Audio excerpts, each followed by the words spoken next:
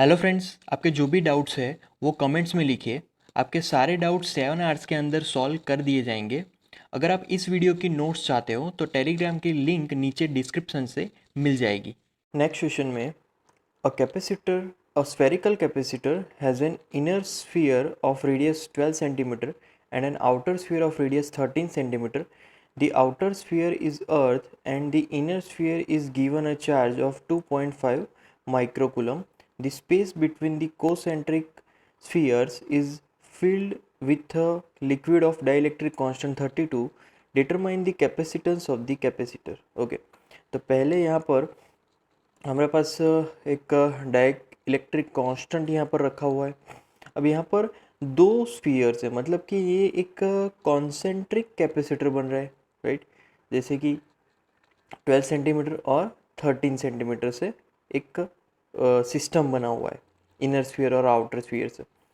तो उस हिसाब से यहाँ पर जो हम लोग फॉर्मूला अप्लाई करेंगे वो C is equal to K, मतलब डाइलेक्ट्रिक कांस्टेंट जो डाइलेक्ट्रिक मटेरियल हमने भरा है अंदर, right, into R1 into R2 upon K into R2 minus R1, right.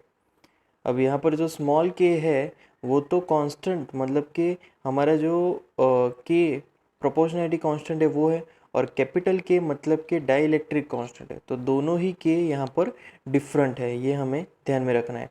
अब यहाँ पर वैल्यूज़ रखेंगे, सभी वैल्यूज़। तो पहले कैपिटल के है 32, राइट। फर्स्ट R1 मतलब यहाँ पर इनर रेडियस, तो वो सेंटीमीटर में, उसको मीटर में कन्वर्ट करेंगे 10⁻⁻⁴, राइट। फिर R2 सेकेंड आउटर रेडियस, तो वो है 13 इंटू 10⁻², राइट, अपॉन अब के मतलब 9 इंटू 10⁻⁹ प्रोपोर्शनैलिटी कांस्टेंट, और यहाँ पर फिर से 13 माइनस 12 इंटू 10⁻², राइट। तो इस कैलकुलेशन में यहाँ पर जो आंसर मिलने वाला है वो होगा is equal to 5.5 into 10⁻⁹ faraday. तो ये होगा कैपेसिटेंस जब हमने डाइलेक्ट्रिक मटेरियल अंदर भरा है तब मिलने वाला कैपेसिटेंस। फिर सेकेंड सब क्वेश्चन में what is the potential of the inner sphere. So we have to find potential of inner sphere. तो उसके लिए अब फॉर्मूला अप्लाई करेंगे। सिंपल पोटेंशियल की फॉर्मूला है V is equal to Q upon C, charge upon capacitance, right. तो यहाँ पर चार्ज कितना है 2.5 इंटू 10⁻⁶, एंड कैपेसिटेंस की अगर बात करें तो कैपेसिटेंस की वैल्यू वो हमने फाइंड की थी, वो होगी 5.5 इंटू 10⁻⁹, राइट। तो यहाँ पर इसका जो रेशियो है वो रेशियो मिलेगा, that is equal to 4.5 into 10⁻² volt, right. तो ये जो शेल है उसके अंदर मिलने वाला पोटेंशियल है। फिर नेक्स्ट सब क्वेश्चन में compare the capacitance of the capacitor with that of an isolated sphere of radius 12 centimetre, explain why the latter is much smaller, right. तो यहाँ पर अब जो 12 सेंटीमीटर वाला स्फीयर है उस अलग से 12 सेंटीमीटर वाले स्फीयर का कैपेसिटेंस यहाँ पर मैं लिखूँगा। तो उसकी फॉर्मूला होगी C is equal to 4πε0 into capital R। तो ये कैपेसिटेंस फाइंड करने की फॉर्मूला है। अब इस फॉर्मूला में मैं थोड़ा सा चेंज करके 4πε0 की जगह पर 1/k लिख सकता हूँ, प्रोपोर्शनैलिटी कांस्टेंट उसी की फॉर्मूला है, राइट। अब सिर्फ हमें वैल्यूज़ रखनी है। तो इज इक्वल टू पहले रेडियस है, रेडियस कितना है, तो जो इनर स्फीयर है उसका रेडियस है 12 इंटू 10⁻², एंड के की वैल्यू फिक्स है, कांस्टेंट है 9 इंटू 10⁻⁹, राइट। अब कैलकुलेशन में आफ्टर कैलकुलेशन यहाँ पर 1.3 इंटू 10⁻⁻11 फेरेडे। तो ये इक्विवेलेंट कैपेसिटेंस होगा जब हम स्फीयर को अर्थिंग करेंगे तो उसके नज़दीक जब दूसरे स्फेरिकल चार्ज स्फीयर को रखेंगे तो कैपेसिटेंस की वैल्यू ऑब्वियसली यहाँ पर इंक्रीज़ होगी, क्योंकि पहला कैपेसिटेंस हमने अर्थिंग किया हुआ है, राइट। तो यहाँ पर जो दो स्फीयर है वो कैपेसिटेंस तो फॉर्म करते ही है और कैपेसिटेंस बढ़ता है अर्थिंग करने से। अब जब हम लोग स्फीयर को अलग करते हैं, राइट, तो यहाँ पर जो कैपेसिटेंस है वो कैपेसिटर की कंपैरिजन में बहुत ही छोटा होगा, बहुत ही कम होगा जब हम लोग स्फीयर को अलग करेंगे। ओके, नेक्स्ट सेशन में two large conducting spheres carrying charges q1 and q2 are brought close to each other. Is the magnitude of electrostatic force between them exactly given by q1 q2 upon 4 pi epsilon 0 r square, where r is the distance between their centers. Okay, तो पहले question समझ लेते हैं। दो बड़े spheres हैं जिनके charges है q1 एंड q2। अब उन दोनों स्फीयर्स को एक दूसरे के नज़दीक लाते हैं, तो क्या उन दोनों के बीच जो इलेक्ट्रोस्टैटिक फोर्स है उसकी formula Q1 Q2 upon 4 pi epsilon 0, right, होगी। और R जो है वो दोनों स्फीयर के सेंटर के बीच का डिस्टेंस है। तो यहाँ पर जो आंसर होगा वो होगा नो, क्योंकि जब दो स्फीयर को हम लोग एक दूसरे के नज़दीक लाते हैं तो वहाँ पर चार्ज इंड्यूस होगा, राइट। तो वहाँ पर जो चार्ज होगा वो यूनिफॉर्मली इंड्यूस नहीं होगा, जिससे दोनों sphere as a point charge की तरह बिहेव नहीं करेंगे, राइट। और अगर वो पॉइंट चार्ज की तरह बिहेव नहीं करेंगे तो हम लोग कूलम्ब्स लॉ अप्लाई नहीं कर पाएंगे, राइट। फिर second question, if Coulomb's law involve 1 upon r cube dependence instead of 1 upon r square, would Gauss law be still true? Okay, तो यहाँ पर आंसर होगा नो, राइट। तो यहाँ पर आंसर होगा नो, क्योंकि जो कूलम्ब्स लॉ है वो 1 अपॉन आर क्यूब या फिर 1 अपॉन आर पे डिपेंडेंट हो तो गॉस लॉ ट्रू नहीं रहेगा, क्योंकि Coulomb's law always 1 upon r square के ही प्रोपोर्शन में होता है। अगर 1 अपॉन आर क्यूब हो जाए या फिर 1 अपॉन आर हो जाए बिना 1 अपॉन आर स्क्वायर के, तो फिर वहाँ पर गॉस लॉ ट्रू नहीं रहेगा, गॉस लॉ फॉलो नहीं होगा, राइट। नेक्स्ट सेशन में, a small test charge is released at rest at a point in an electrostatic field configuration. Will it travel along the field line passing through that point? तो एक small test charge है, right, उसको stationery position में से हमें free करना है। अब उस चार्ज को उस पॉइंट में से जो इलेक्ट्रिक फील्ड जो फ्लो हो रही है उसमें मूव करने के लिए, राइट, तो यहाँ पर हमें फाइंड क्या करना है एग्जैक्टली, तो क्या वो जो चार्ज है वो उस फील्ड लाइन में से पास हो पाएगा कि नहीं, ये हमें फाइंड करना है। तो यहाँ पर आंसर होगा कि नो, वो वहाँ से फ्लो नहीं हो पाएगा, क्योंकि वहाँ पर जो लाइन है वो स्ट्रेट होगी, राइट। अगर फील्ड लाइन स्ट्रेट होगी तो फिर जो फील्ड लाइंस होती है वो तो चार्जेस को एक्सेलरेट करती है, उनको पर्टिकुलर डायरेक्शन में एक्सेलरेट करवाती है, बट जो वेलोसिटी है उस वेलोसिटी की डायरेक्शन यहाँ पर फिक्स नहीं होगी। एक्सेलरेशन की डायरेक्शन फिक्स होगी बट वेलोसिटी की डायरेक्शन यहाँ पर फिक्स नहीं होने वाली। फिर नेक्स्ट सेशन में, what is the work done by the field of a nucleus in a complete circular orbit of the electron? What is the orbit is elliptical? तो question है कि यहाँ पर जो एक न्यूक्लियस है, राइट, न्यूक्लियस का जो इलेक्ट्रिक फील्ड है उसके कारण जो इलेक्ट्रॉन है उसकी यहाँ पर जो ऑर्बिट होती है वो कम्प्लीटली सर्कुलर होती है, तो उस दौरान कितना वर्क डन होगा, और अगर ये जो ऑर्बिट है वो एलिप्टिकल होगी, राइट, तो क्या होगा।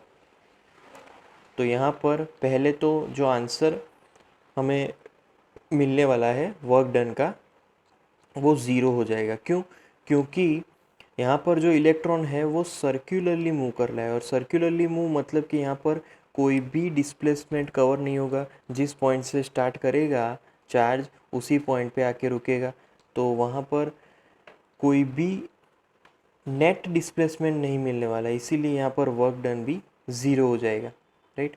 बट अगर इलेक्ट्रॉन की जो ऑर्बिट है वो एलिप्टिकल है, तो उस ऑर्बिट पर एक पॉइंट से दूसरे पॉइंट पे ले जाने के लिए जो वर्क करना पड़ेगा वो भी ज़ीरो ही होगा, क्योंकि एलिप्टिकल ऑर्बिट भले ही हो जाए तो वहाँ पर भी डिस्प्लेसमेंट, नेट डिस्प्लेसमेंट तो ज़ीरो ही होगा, राइट। तो इसीलिए वहाँ पर भी वर्क ज़ीरो मिलेगा। इसीलिए भले ही कोई भी शेप की यहाँ पर ऑर्बिट हो, बट क्लोज लूप में वर्क डन ज़ीरो होगा। फिर उसके बाद we know that electric field is discontinuous across the surface of a charged conductor. Is electric potential also discontinuous there? तो क्वेश्चन है कि वी नो दैट कि जो चार्ज कंडक्टर होते हैं वो कोई भी सरफेस के आर पार जो इलेक्ट्रिक फील्ड होती है वो डिसकंटिन्यूस होती है, नॉट कंटिन्यूस। तो क्या वहाँ पर पोटेंशियल भी डिसकंटिन्यूस होगा, राइट?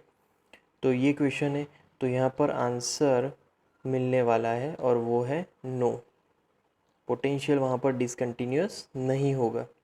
क्योंकि जो पोटेंशियल है वो स्केलर क्वांटिटी है, उसके पास कभी भी वेक्टर क्वांटिटी नहीं है। तो स्केलर क्वांटिटी होने की वजह से पोटेंशियल एक कांस्टेंट होगा, उसकी वैल्यू जो होगी वो कांस्टेंट होने वाली है, राइट। फिर नेक्स्ट क्वेश्चन में what is meaning would you give to the capacitance of a single conductor. Single conductor का क्या मीनिंग होगा, राइट। तो सिंगल कंडक्टर का ये मीनिंग होगा कि जो सेकंड प्लेट है, second plate of that capacitor is on infinite distance पे होगा। ये मीनिंग हम लोग निकाल सकते हैं, तभी तो कैपेसिटर फॉर्म होगा। कैपेसिटर फॉर्म होने के लिए बेसिक रिक्वायरमेंट क्या होगी, एक फर्स्ट प्लेट होगा और दूसरा सेकंड प्लेट होगा, दोनों के पास चार्जेस होंगे वो अपोजिट होंगे, तो इससे कैपेसिटेंस फॉर्म होगा। तो अगर सिंगल हमारे पास कंडक्टर है तो दूसरा इनफाइनाइट डिस्टेंस पे होगा, ऐसा हमें एज्यूम करना है, तो उससे कैपेसिटेंस बन जाएगा। फिर नेक्स्ट क्वेश्चन में guess a possible reason why water has a much greater dielectric constant is equal to 80 than से mica is equal to 6, right. तो यहाँ पर उसका रीज़न है कि जो वाटर होती है उसकी जो फ्री सरफेस है,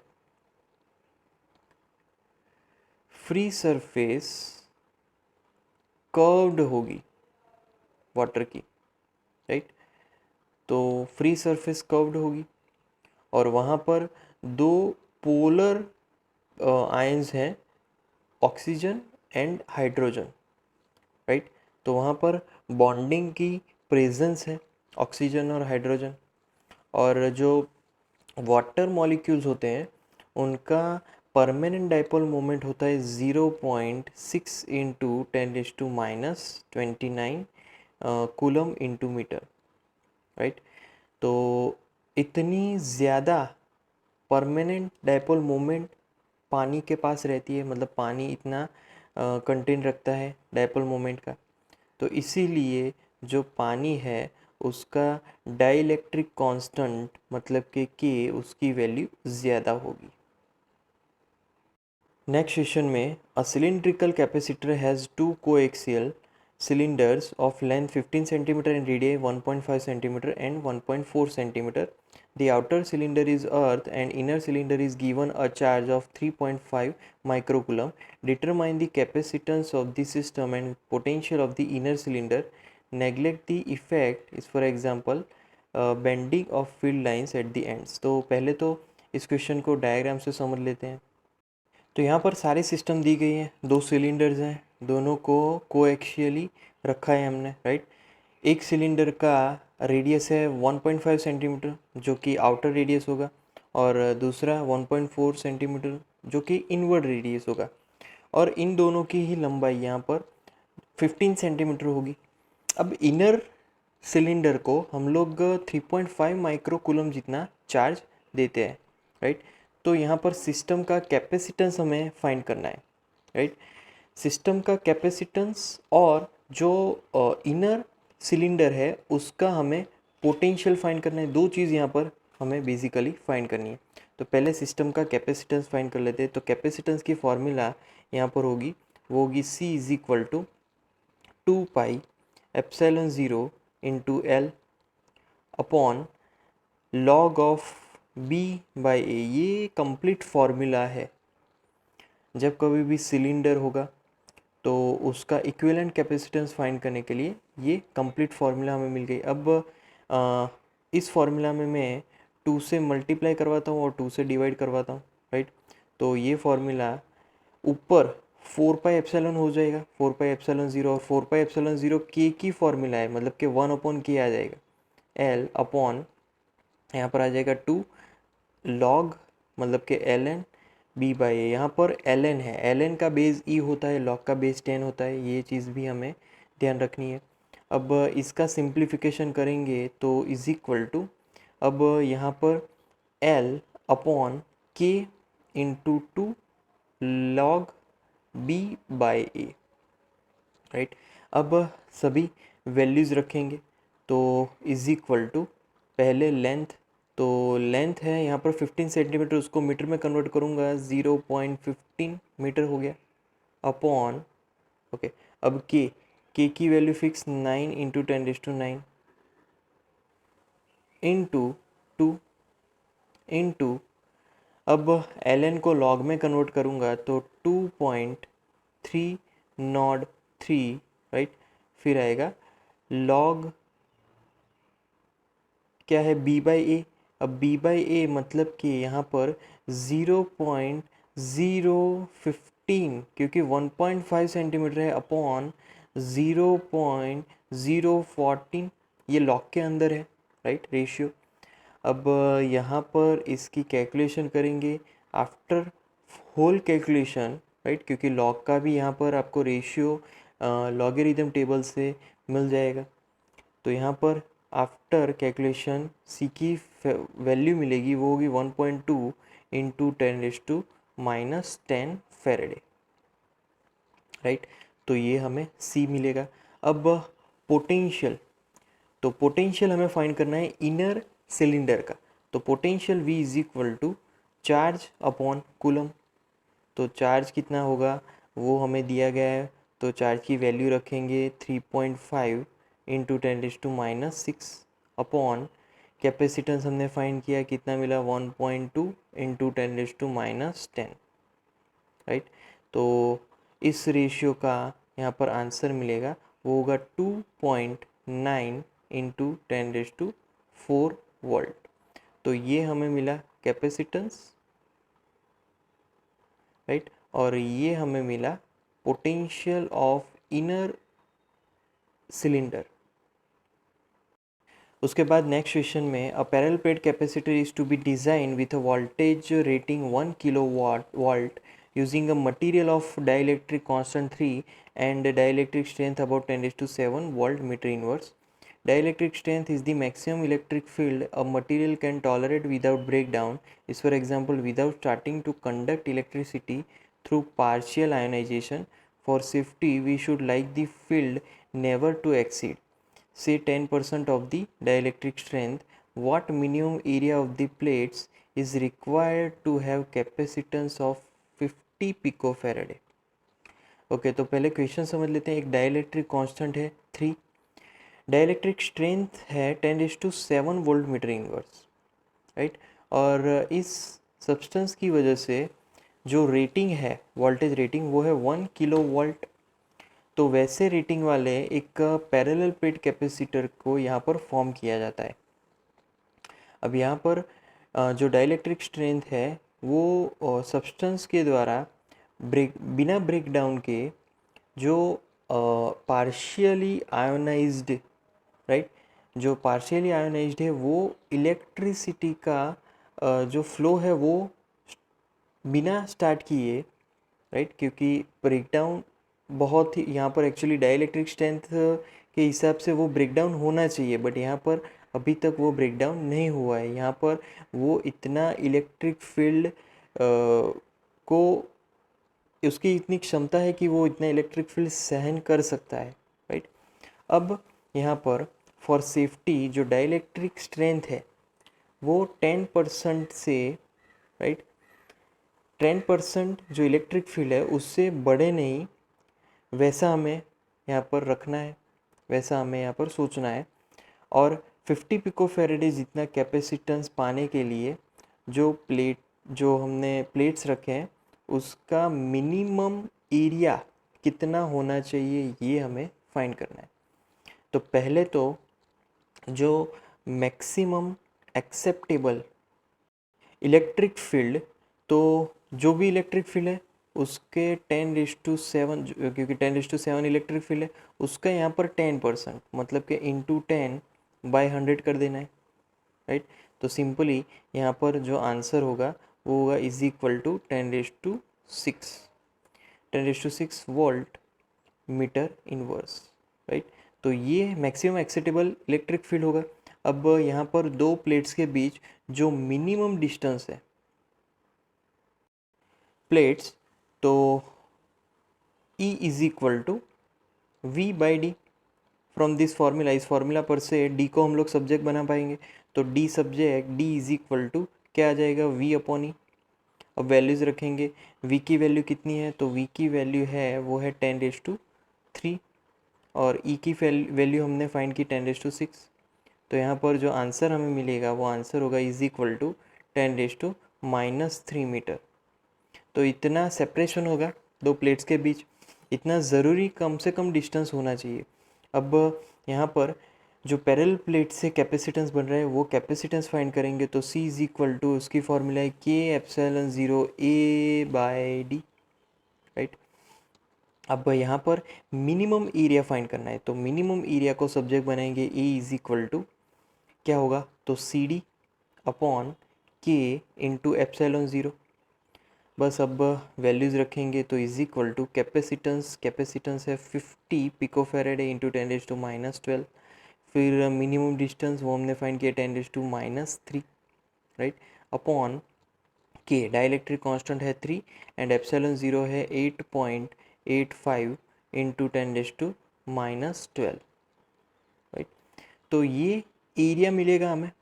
अब यहाँ पर एरिया की वैल्यू आफ्टर कैलकुलेशन वो हमें मिलेगी 18.8 इंटू 10⁻⁻4 मीटर स्क्वायर, एरिया की वैल्यू, राइट। अब इसको अगर कैलकुलेट करें तो इसकी राउंडिंग ऑफ होगी 19 मीटर स्क्वायर को कन्वर्ट करेंगे सेंटीमीटर स्क्वायर में तो 19 सेंटीमीटर स्क्वायर आ जाएगा, क्योंकि वहाँ पर 10⁻⁴ बढ़ेगा, राइट। तो 19 सेंटीमीटर स्क्वायर। फिर नेक्स्ट क्वेश्चन में describe schematically the equipotential surfaces corresponding to a constant electric field in the Z direction. तो यहाँ पर जैसे क्वेश्चन में दिया गया है कि यहाँ पर जो इलेक्ट्रिक फील्ड है वो Z डायरेक्शन में, तो इलेक्ट्रिक फील्ड को हमने Z डायरेक्शन में यहाँ पर बताना है। तो ये Z डायरेक्शन में इलेक्ट्रिक फील्ड आ गया, राइट, ऊपर की तरफ, क्योंकि ऊपर की तरफ Z डायरेक्शन है तो ये इलेक्ट्रिक फील्ड की डायरेक्शन हुई। अब उसके हिसाब से इलेक्ट्रिक फील्ड Z डायरेक्शन में कांस्टेंट वैल्यू है, इसीलिए जो इक्विपोटेंशियल सरफेस है वो XY के पैरेलल होगा। तो जैसे कि यहाँ पर हम लोग देख सकते हैं XY के ये प्लेट्स जो है वो पैरेलल है, राइट।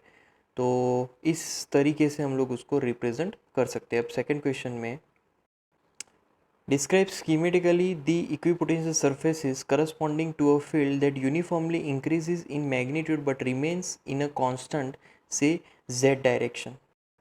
तो यहाँ पर जो इक्विपोटेंशियल सरफेस है वो फिर से जो XY प्लेन है उसके पैरेलल होंगे, राइट, मतलब कि Z डायरेक्शन में।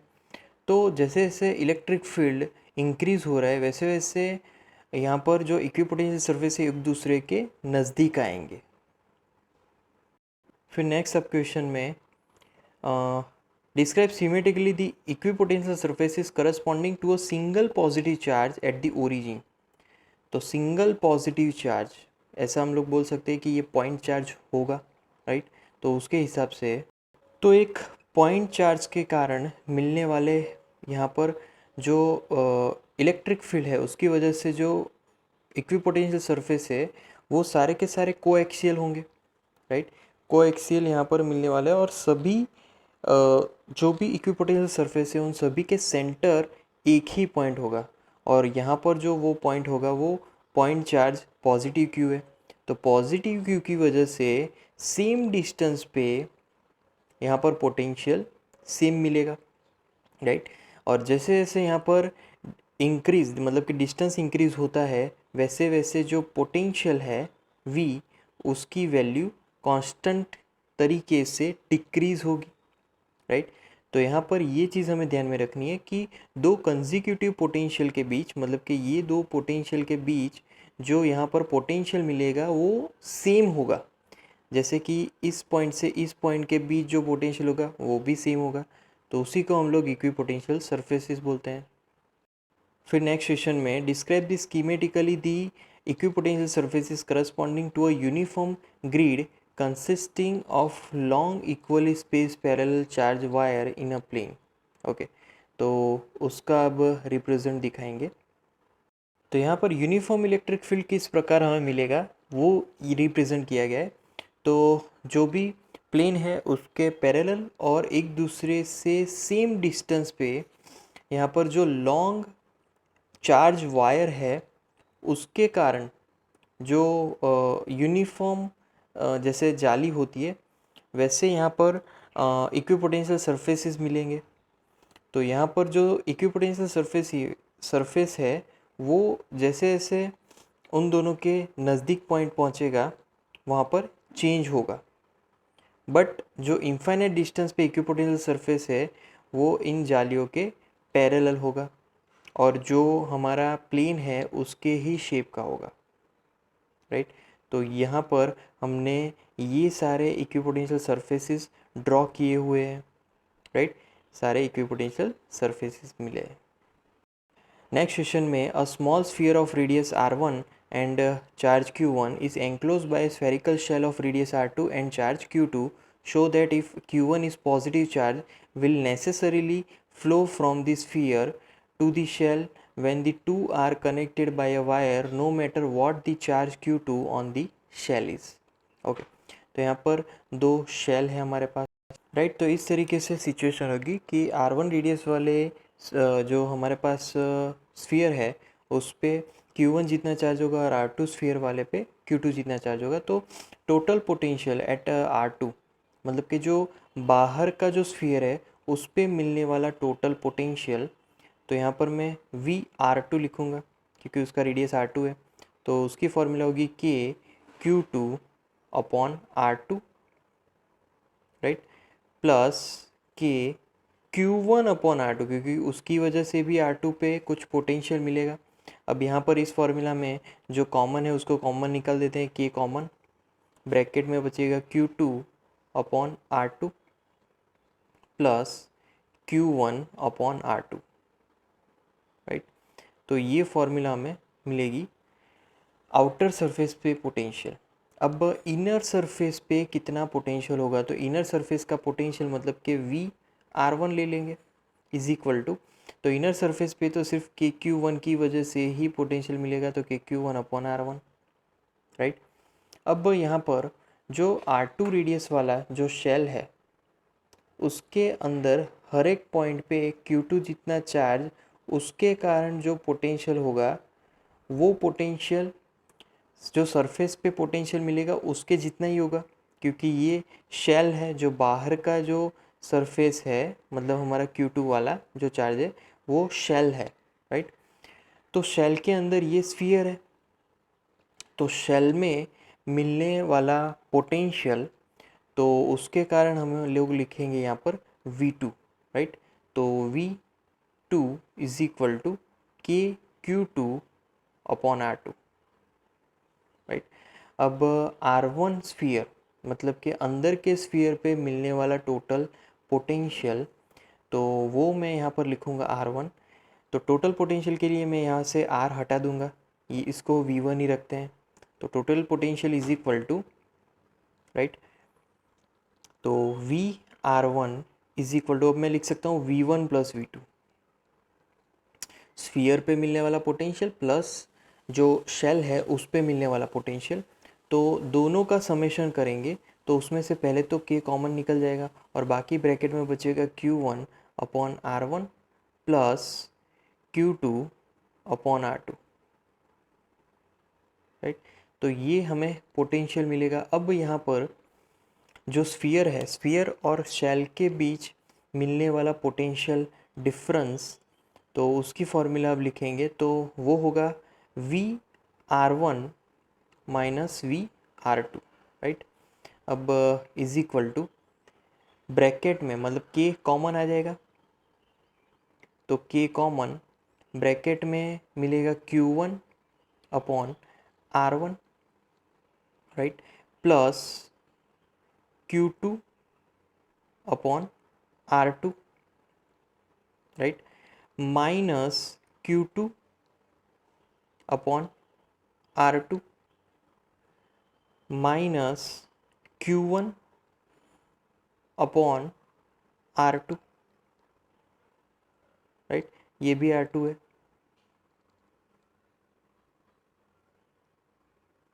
राइट। तो यहाँ पर ब्रैकेट कंप्लीट। अब यहाँ पर एक टर्म, दो टर्म कैंसिल हो जाएंगे, Q2/R2 Q2/R2, क्योंकि प्लस और माइनस कैंसल्ड। अब जो टर्म बचेगा वो यहाँ पर लिखेंगे, तो इज इक्वल टू क्या मिला, कि bracket Q1/R1 minus Q1/R2, right. अब Q1, दोनों ही Q1 है तो Q1 कॉमन, तो फॉर्मूला में अब बचेगा Q1 common bracket 1/R1 minus 1/R2।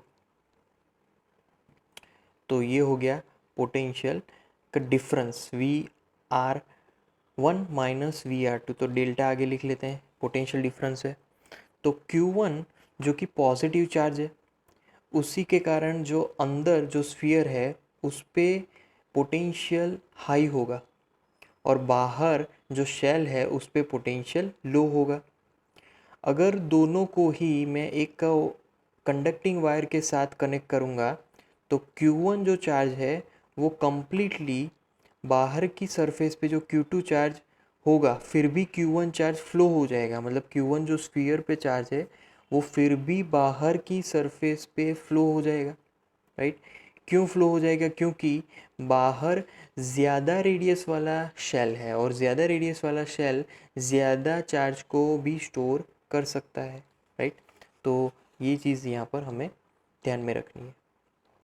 अब नेक्स्ट क्वेश्चन में, the top of the atmosphere is at about 400 kilovolt with respect to the surface of the earth, corresponding to an electric field that decreases with altitude. Near the surface of the earth, the field is about 100 volt meter inverse. Why then do we not get an electric shock as we step out of our house into the open? Assume the house to be a steel cage so there is no field inside it। तो ये जो question है ये पूरा descriptive होने वाला है, तो आपको ध्यान से यहाँ पर पहले क्वेश्चन को समझना है, फिर मैं आंसर यहाँ पर बोलूँगा। तो पहले क्वेश्चन क्या है कि जो हमारी अर्थ है, अर्थ की सरफेस के ऊपर की तरफ जो इलेक्ट्रिक फील्ड है वो डिक्रीज़ हो रहा है, राइट। अब जो एटमॉस्फेयर है उसके सबसे टॉप पर जो पोटेंशियल है वो अर्थ की सरफेस के कंपैरिजन में 400 किलो वोल्ट जितना है। अब अर्थ की जो सरफेस है उसके नज़दीक जो इलेक्ट्रिक फील्ड है वो है 100 वोल्ट मीटर इनवर्स। तो फिर हमारा जो घर है उसके बाहर जैसे ही हम लोग पैर रखते हैं तो हम लोग इलेक्ट्रिक शॉक क्यों नहीं फील करते, क्योंकि इतना सारा पोटेंशियल डिफरेंस है। एटमॉस्फेयर के सबसे टॉप पर 400 किलो वोल्ट है और नीचे ज़ीरो मान लें तो ये तो बहुत सारा पोटेंशियल डिफरेंस है, तो हमें इलेक्ट्रिक शॉक लगना चाहिए, बट यहाँ पर नहीं लग रहा है। और हमें ये एज्यूम करना है कि हमारा जो घर है वो एक स्टील का केज है जिसके अंदर कोई भी इलेक्ट्रिक फील्ड नहीं है, राइट। तो यहाँ पर इसका जो आंसर है ये है, हमारा जो शरीर है वो अर्थ के साथ इक्विपोटेंशियल सरफेस फॉर्म करता है। तो जब हम लोग घर से बाहर पैर रखते हैं तब जो खुली हवा है उसका जो इक्विपोटेंशियल सरफेस है वो ऐसे चेंज होगा जैसे हमारा सर और पैर एक ही पोटेंशियल पे रहे। तो एक ही पोटेंशियल मतलब कि इक्वी पोटेंशियल में यहाँ पर कभी भी इलेक्ट्रिक करंट फ्लो नहीं हो पाता है, क्योंकि इलेक्ट्रिक करंट को फ्लो होने के लिए पोटेंशियल डिफरेंस चाहिए, बट इक्वी पोटेंशियल में सारे पोटेंशियल सेम होते हैं, इसीलिए यहाँ पर नो इलेक्ट्रिसिटी फ्लो होगा, नो शॉक लगेगा, कोई भी शॉक यहाँ पर नहीं लगने वाला, राइट। ये चीज़ हमें ध्यान में रखनी है। ओके, फिर नेक्स्ट क्वेश्चन में, a man fixes outside his house one evening a 2 meter high insulating slab carrying on its top a large aluminum sheet of area 1 meter square. Will he get an electric shock if he touches the metal sheet next morning? तो question को समझ लेते हैं। एक person है, right, वो एक दिन शाम को उसके घर के बाहर एक 2 मीटर के हाइट वाला एक इंसुलेटर स्लैब रखता है जिसकी टॉप पर 1 मीटर जितना एरिया वाला एल्यूमिनियम का एक जो बोलते हैं ना शीट वो रख देता है, राइट। तो इंसुलेटर के ऊपर 1 मीटर एरिया वाला एल्यूमिनियम शीट। अब दूसरे दिन जब सुबह वो उस एल्यूमिनियम शीट को टच करेगा तो उसको इलेक्ट्रिक शॉक लगेगा कि नहीं लगेगा, वो यहाँ पर हमें समझाना है। तो यहाँ पर उसका आंसर होगा कि यस, शॉक लगेगा। कैसे? तो अगर इन जो पर्सन है उसने दूसरे दिन मॉर्निंग में उस एल्यूमिनियम शीट को अगर टच किया तो वहाँ पर उसको इलेक्ट्रिक शॉक लगेगा, बिकॉज वहाँ पर जो डिस्चार्जिंग हो रहा है एटमॉस्फेयर का वो कंटिन्यूस हो रहा है।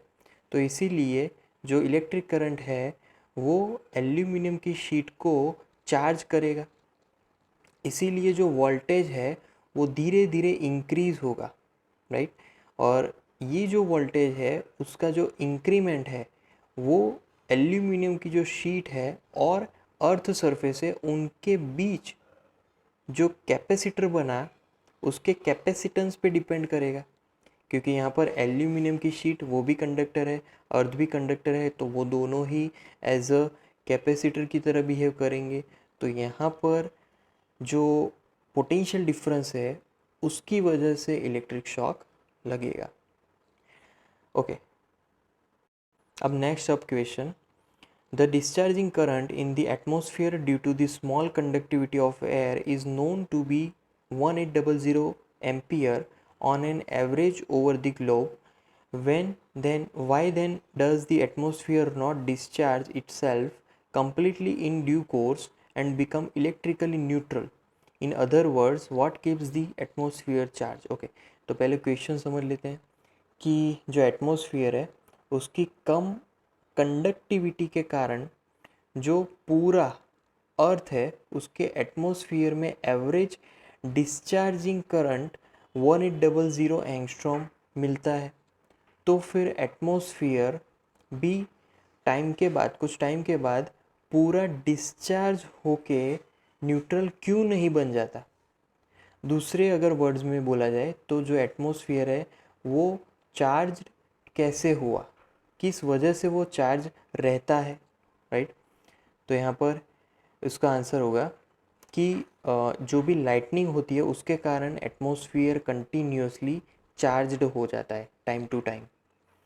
तो इसीलिए 1800 एंगस्ट्रॉम जो इलेक्ट्रिसिटी है वो डिस्चार्जिंग होती है, फिर भी वहाँ पर जो एटमॉस्फेयर है वो कम्प्लीटली डिस्चार्ज नहीं होता, राइट। तो यहाँ पर दो ऑपोजिट इलेक्ट्रिक फील्ड इक्विलिब्रियम में रहते हैं, दो ऑपोजिट इलेक्ट्रिक फील्ड है। इसीलिए एटमॉस्फेयर न्यूट्रल नहीं है बट वो चार्ज्ड है, राइट। फिर नेक्स्ट सब क्वेश्चन में what are the forms of energy into which the electrical energy of the atmosphere is dissipated during a lightning. Hint, the Earth has an electric field of about 100 volt-meter inverse at its surface in the downward direction corresponding to a surface charge density is equal to 10 raised to minus 9 coulomb meter to inverse due to the slight conductivity of the atmosphere up to about 550 kilometer, right, beyond which it is good conductor. About 1800 coulomb is pumped every second into the earth as a whole.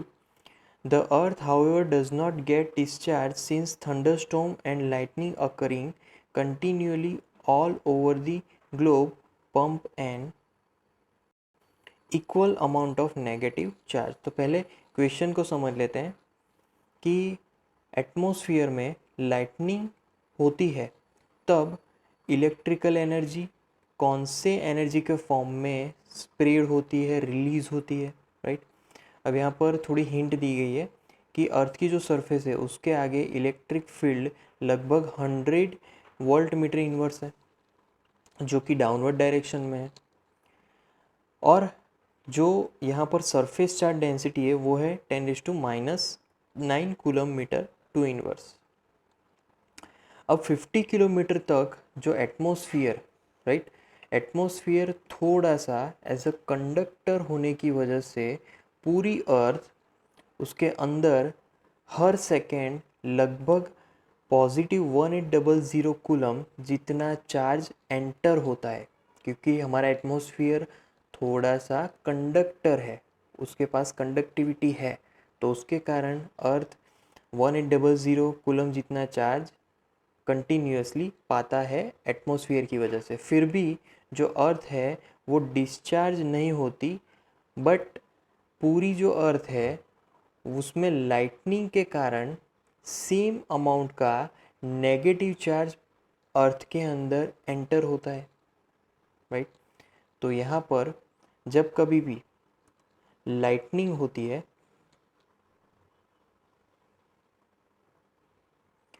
तो lightning होती है तब एक तो light energy के form में और heat energy and sound energy, right. तो पहले तो यहाँ पर जो लाइटनिंग है उस दौरान 3 फॉर्म ऑफ एनर्जी यहाँ पर मिलती है। एक तो लाइट एनर्जी, दूसरी है हीट एनर्जी क्योंकि हीटिंग इफेक्ट भी कभी कभी यहाँ पर मिलती है लाइटनिंग के दौरान, और तीसरी है साउंड एनर्जी। ये सारी एनर्जीज लाइटनिंग के दौरान रिलीज होती है, तो इसीलिए लाइटनिंग बोल सकते हैं हम लोग कि लाइट एनर्जी, हीट एनर्जी और साउंड एनर्जी का कॉम्बिनेशन है।